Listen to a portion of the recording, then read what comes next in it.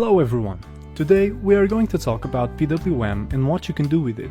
PWM stands for Pulse Width Modulation, and it consists of producing a square wave which you can control the up or high time. In a PWM signal, the minimum and maximum voltage are the values that limit the wave's oscillation. The space between them is called amplitude.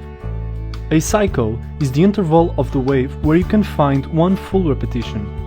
The time a cycle takes to finish is called period, and the frequency is 1 over period, which gives you how many cycles are in a time unit, usually a second. A very important concept in PWM is the duty cycle. The duty cycle represents how much of the period in which the signal is high. In our wave, the signal here is high, and here is low. To calculate the duty cycle, you need to know how much of the period the signal is high. Let us set our high time as 6 milliseconds, our downtime as 4 milliseconds, and our period as 10. Now, let's use a simple rule to calculate the percentage of the period in which the signal is high.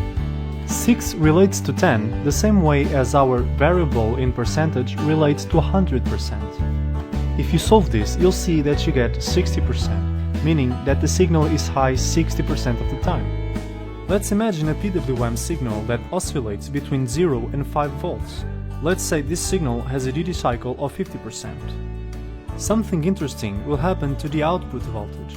Instead of being 5 volts as expected, it will now be 2.5 volts. Simply putting it, this is because in a PWM signal you multiply the max voltage by the duty cycle. This is the formula.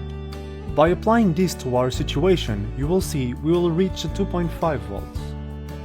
Let's see what happens to the different components of the wave when I increase the duty cycle. As you can see, when I increase the duty cycle, the output voltage also increases.